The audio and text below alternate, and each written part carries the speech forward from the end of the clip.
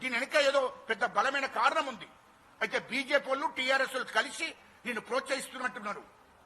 అంటే నువ్వు ఇట్లా మళ్ళా మరి బీజేపీగా టీఆర్ఎస్ కో పోదామని ఇట్లా ప్రయత్నం చేస్తున్నావా? అర్థం కాలే. దానికోసం చంద్రబాబు గారిని ఎందుకు తిట్టుడన్నా? పోతే నీ ఇష్టం పో, కానీ దానికోసం ఎందుకన్నా? అది అర్థం కాలే. నీకు ఇంత రిస్క్ తీసుకొని నీ ఇంట్లో 2 ఎమ్మెల్యేలను చేసిండు, ఎంపీని చేసిండు చంద్రబాబు గారు, ఐటీ శాఖ మంత్రి వర్యులు. ఒకవేళ ఆయన అనుకుంటే నీకు మొన్న అంటే అసెంబ్లీ ఎన్నికల ముందు 10 రోజుల ముందే నువ్వు కాంగ్రెస్ పార్టీకి వస్తే 10 ఏళ్ళు బయట తిరిగి 10 ఏళ్ళు ఖర్చు పెట్టుకొని తిరిగి కాంగ్రెస్ పార్టీ తిట్టినవు కూడా, నీ ఛానల్ కూడా కాంగ్రెస్ పార్టీకి వ్యతిరేకం చేసింది కూడా, అయినా ఎక్స్క్యూజ్ చేసిర్రు, నేను క్షమించిర్రు, నేను మళ్ళీ కాంగ్రెస్ పార్టీకి వస్తానంటే రమ్మని చెప్పారు. కాంగ్రెస్ పార్టీ తల్లి లాంటిదన్నా. కాంగ్రెస్ పార్టీ తల్లి లాంటిది. కాంగ్రెస్ పార్టీ భారతదేశానికి నాయకత్వం వహించింది. అన్ని వర్గాలకు కూడా, ఎస్సీలకు, ఎస్టీలకు, బీసీలకు, మైనార్టీలకు, అన్ని కులాలకు న్యాయం చేసే పార్టీ కాంగ్రెస్ పార్టీ. కాబట్టే నిన్ను తీసుకున్నారు. మళ్ళా ఏ పార్టీలో తిరిగినా అది గుర్తుపెట్టుకోవాలి. కాక ముఖం చూసి వెంకటస్వామి కాక ముఖం చూసి తప్పకుండా ఆయన కుమారుడిగా మళ్ళీ పార్టీకి నిన్ను రమ్మని చెప్పారు. గదిగాని దాన్ని గుర్తుపెట్టుకోకుండా నువ్వు ఇష్టం వచ్చినట్టు మాట్లాడితే ఎట్లుంటుందన్నా? మాలమానవులతో ప్రెస్ మీట్ పెట్టించావు, ధర్నా చేయించావు. ఇదే పద్ధతి. ఒకవేళ ఆ ఉద్దేశం ఉంటే మీ ఇద్దరికి ఎమ్మెల్యే టికెట్ రాపోవు, నీ కొడుకు ఎంపీ టికెట్ రాపోవు. ఇదేం పద్ధతి? అది మార్చుకోవాలని అంటున్నా. ఈ సందర్భంగా మార్చుకోవాలి. ఎందుకంటే ఇది కరెక్ట్ కాదు.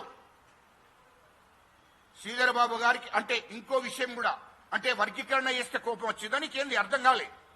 ఇయలో వర్గీకరణ అనేది ముఖ్యమంత్రి రేవంత్ రెడ్డి గారు, అంటే హైకమాండ్ మా సోనియమ్మ గారు, రాహుల్ గాంధీ గారు వాళ్ళ ఆదేశాల మేరకు మా ముఖ్యమంత్రి రేవంత్ రెడ్డి గారు, శ్రీధర్ బాబు గారు మంత్రివర్యులు, పొన్నం ప్రభాకర్ గారు, ఉత్తమ కుమార్ రెడ్డి గారు వీళ్ళందరూ మాట్లాడుకొని వర్గీకరణ చేయాలి.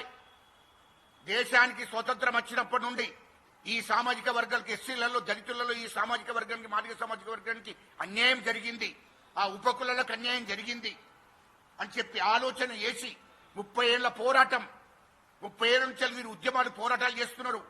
కాబట్టి ఈ మాదిగ ఉపకులాలకు న్యాయం జరగాలి, వర్గీకరణ చేయాలని చెప్పి హైకమాండ్ ఆలోచించి హైకమాండ్ ఆదేశాల మేరకు మరి ముఖ్యమంత్రి రేవంత్ రెడ్డి గారు, మరి మా శ్రీధర్ బాబు గారు, మరి పొన్నం ప్రభాకర్ గారు, ఉత్తమ్ కుమార్ రెడ్డి గారు వీళ్ళందరూ ఆలోచించి, దామోదర్ నరసింహన్ వీళ్ళందరూ ఆలోచించి నిర్ణయం తీసుకొని వర్గీకరణ చేసిండ్రు.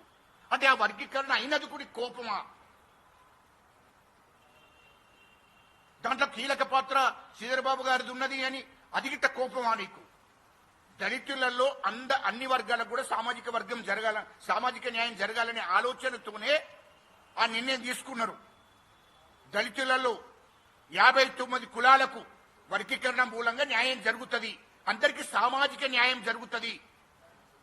ఆ ఉద్దేశంతో వర్గీకరణ చేసిందన్నా. అంత కోపం ఎందుకు వస్తుంది నీకు? వర్గీకరణకు కీలక పాత్ర వహించుండు శ్రీధర్ బాబు గారని ఆ కోపమా నీకు? అది అర్థం కాలే. అది కాదు, వాళ్ళు మంత్రివర్గం శ్రీధర్ బాబు గారు కానీ, తోటి మంత్రివర్గం కానీ, ముఖ్యమంత్రి గారు కానీ ఈ సామాజిక వర్గానికి, ఈ సామాజిక వర్గ ఉపకులాలకు అన్యాయం జరుగుతుంది, దళితులకు సామాజిక న్యాయం జరగాలి, అన్ని వర్గాలకు కూడా సామాజిక న్యాయం జరగాలని ఆలోచనతోనే వర్గీకరణ చేసిండు. అది తప్పేంటి? అది మనసులో పెట్టుకొని మరి మంత్రివర్గ శ్రీధర్ బాబు గారిని మీద నువ్వు కక్ష కట్టి నువ్వు మరి తప్పుడు ప్రచారం చేపిస్తున్నావు. ఇది కరెక్ట్ కాదు. ఇది కాంగ్రెస్ పార్టీని అవమానించినట్టే. అయినా మీకు స్వాగతం అది అక్కడ ప్రోటోకాల్ ఉంటుంది, అక్కడ వాళ్ళు చూసుకుంటారు అధికారులు. మంత్రిది ఏముంటుంది అది గుర్తుపెట్టుకోవాలి. ఎందుకంటే శ్రీధర్ బాబు గారు తెలంగాణ ఉద్యమ నాయకులు కూడా, ఆనాడు తెలంగాణ ఉద్యమం నడుస్తుంటే కూడా ఉస్మానియా యూనివర్సిటీ విద్యార్థులకు, తెలంగాణ ఉద్యమకారులకు వెన్నంటుండి అందరినీ ప్రోత్సహించి మీరు ఉద్యమాలు చేయండి అని చెప్పి అన్ని రకాలుగా ప్రోత్సహించాడు. కేసులలో కూడా సహకరించాడు. ముఖ్యమంత్రి గారితో మాట్లాడి అన్నాడు కేసులలో కూడా సహకరించి కేసులు లేకుండా చేశాడు. అనేక రకాలుగా ఆర్థికంగా అనేక రకాలుగా తెలంగాణ ఉద్యమకారులకు తెలంగాణ విద్యార్థి నాయకులకు అందరికీ కూడా సహకరించి ఉద్యమాన్ని చేయించాడు. తెలంగాణ రాష్ట్రం ఏర్పడవలసిందే అని చెప్పి ఎనుకుండి ఉద్యమం నడిపించినటువంటి నాయకుడే మరి శ్రీధరబాబు గారు. ఆనాడు మంత్రి, ఆనాడు కూడా ఉమ్మడి రాష్ట్రానికి ఖచ్చితంగా తెలంగాణ ఉద్యమకారులందరినీ కూడా ఎన్నో రాత్రులు కూర్చొని పెట్టుకొని మాట్లాడాడు. ఇంటికి తెప్పించుకొని ఖచ్చితంగా ఉద్యమం మీరు వెయ్యండి, మీకు వెన్నంటుంటే నేను అని చెప్పి తెలంగాణ ఉద్యమకారులను తెలంగాణ విద్యార్థి నాయకులను అందరినీ ప్రోత్సహించి కేసులలో కూడా కేసులు కాకుండా చూశాడు. ఉద్యమాలు చేయించాడు. దానికి అన్ని రకాలుగా సహకరించాడు. తెలంగాణ రాష్ట్రం ఏర్పాటు అయ్యేంత వరకు ఆయన తెలంగాణ ఉద్యమకారులకు సహకరించి వెన్నంటుండి పోరాటాలు చేయించాడు. ఎస్సీలకు, ఎస్టీలకు, బీసీలను, మైనార్టీలను ప్రోత్సహించాడు. ఎక్కువ శాతం వాళ్లకు వెన్నంటున్నాడు. ఉద్యమాలు నడిచినంటే ఆయన సహకారం లేకుండా ఉద్యమాలు జరగలే. ఇలా ఉస్మానియా యూనివర్సిటీ విద్యార్థులను అడిగితే తెలుస్తుంది కదా, తెలంగాణ ఉద్యమకాలను కూర్చొని పెట్టి అడిగితే తెలుస్తుంది కదా. మరి అటువంటి తెలంగాణ రాష్ట్రం ఏర్పడడానికి సహకరించిన నాయకుడు, ఇలా వర్గీకరణ చేయడానికి కీలక పాత్ర వహించిన నాయకుడు, ఇలా నీ కొడుకు ఎంపీని చేసిన నాయకుడు, మిమ్మల్ని ఇద్దరిని ఎమ్మెల్యేలను చేసిన నాయకుడు శ్రీధరబాబు గారు. మరి అటువంటి దేవుని లాంటి వ్యక్తిని విమర్శించడం సరైనది కాదు. దళితులను తప్పుదో బట్టి ఎక్కువ నీ యొక్క కుటుంబం గురించి దళితులందరినీ తప్పు పట్టించకు. మరి నువ్వేం మనసులో పెట్టుకొని చేస్తున్నావో అది అర్థం కాదు. కానీ నేను ఇప్పుడు అవన్నీ మాట్లాడను. చాలా విషయాలున్నాయి కానీ అవన్నిటిని డిస్కస్ చెయ్యను. నేను ఇప్పుడు మాట్లాడను. ఇది ఉన్న వాస్తవాలు మాట్లాడుతున్నా. నీ మీద కోపం ఏం లేదు మాకు.